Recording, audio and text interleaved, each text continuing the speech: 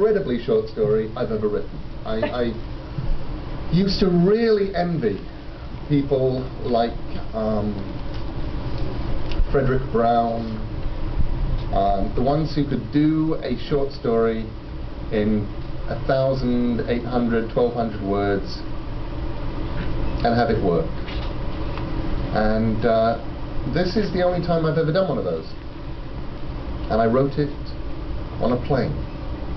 And it came so easily and so simply that when I landed, I irritated several friends by phoning them up and saying, you know everything that's been published in the field.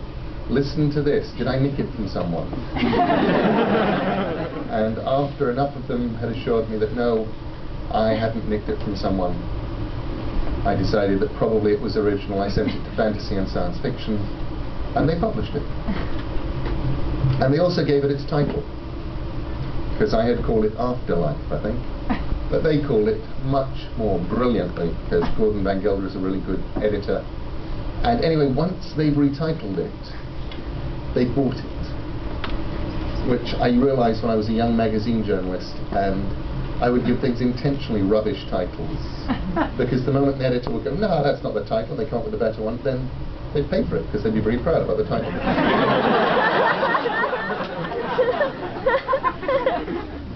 It was Robert Heinlein, I think, who first pointed out that editors really like the smell of their own weed.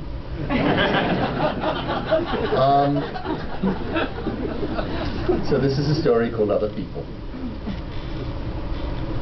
Time is fluid here, said the demon. He knew it was a demon the moment he saw it. He knew it, just as he knew the place was hell. There was nothing else that either of them could have been. The room was long, and the demon waited by a smoking brazier at the far end. A multitude of objects hung on the rock-grey walls, of the kind that it would not have been wise or reassuring to inspect too closely. The ceiling was low, the floor oddly insubstantial. Come close, said the demon, and he did. The demon was rake-thin and naked. It was deeply scarred, and it appeared to have been flayed at some time in the distant past. It had no ears, no sex. Its lips were thin and ascetic, and its eyes were a demon's eyes. They had seen too much and gone too far, and under their gaze he felt less important than a fly. What happens now? He asked.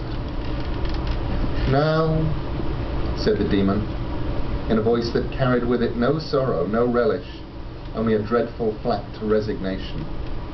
You will be tortured. For how long? But the demon shook its head and made no reply. It walked slowly along the wall, eyeing first one of the devices that hung there, then another. At the far end of the wall, by the closed door, was a cat-o'-nine-tails made of frayed wire. The demon took it down with one three-fingered hand and walked back, carrying it reverently. It placed the wire tines onto the brazier and stared at them as they began to heat up. That's inhuman. Yes. The tips of the cat's tails were glowing a dead orange. As the demon raised its arm to deliver the first blow, it said, in time, you will remember even this moment with fondness. You are a liar. No, said the demon. The next part, it explained, in the moment before it brought down the cat, is worse. Then the tines of the cat landed on the man's back, with a crack and a hiss tearing through the expensive clothes, burning and rending and shredding as they struck, and, not for the last time in that place, he screamed. There were 211 implements on the walls of that room, and in time he was to experience each of them.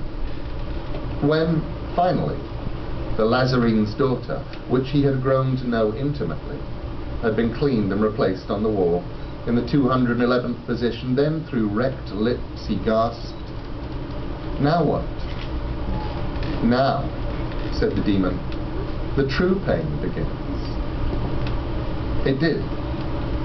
Everything he had ever done that had better been left undone, every lie he had told to himself or told to others, every little hurt and all the great hurts, each one was pulled out of him, detail by detail, inch by inch. The demon stripped away the cover of forgetfulness, stripped everything down to truth, and it hurt more than anything. "Tell me what you thought as you walked out the door," said the demon. "I thought my heart was broken." "No," said the demon, without hate. "You didn't." It stared at him with expressionless eyes, and he was forced to look away. "I thought, now she'll never know I've been sleeping with her sister." The demon took apart his life, moment by moment, instant to awful instant. It lasted 100 years, perhaps, or 1,000. They had all the time there ever was in that grey room. And toward the end, he realized that the demon had been right. The physical torture had been kinder. And it ended. And once it had ended, it began again. There was a self-knowledge there he had not had the first time, which somehow made everything worse. Now, as he spoke, he hated himself. There were no lies, no evasions, no room for anything except the pain and the anger. He spoke. He no longer wept. And when he finished 1,000 years later, he prayed that now the demon would go to the wall and bring down the skinning knife or the choke pear or the screws. "Again," said the demon. He began to scream. He screamed for a long time. "Again," said the demon when he was done, as if nothing had been said. It was like peeling an onion. This time through his life he learned about consequences. He learned the results of things he had done, things he had been blind to as he did them, the ways he had hurt the world, the damage he had done to people he had never known or met or encountered. It was the hardest lesson yet. "Again," said the demon 1,000 years later. He crouched on the floor beside the brazier, rocking gently, his eyes closed, and he told the story of his life, re-experiencing it as he told it from birth to death, changing nothing, leaving nothing out, facing everything. He opened his heart. When he was done, he sat there, eyes closed, waiting for the voice to say, "Again." But nothing was said. He opened his eyes. Slowly he stood up. He was alone. At the far end of the room there was a door, and as he watched, it opened. A man stepped through the door. There was terror in the man's face, and arrogance and pride. The man, who wore expensive clothes, took several hesitant steps into the room, and then stopped. When he saw the man, he understood. "Time is fluid here," he told the new arrival.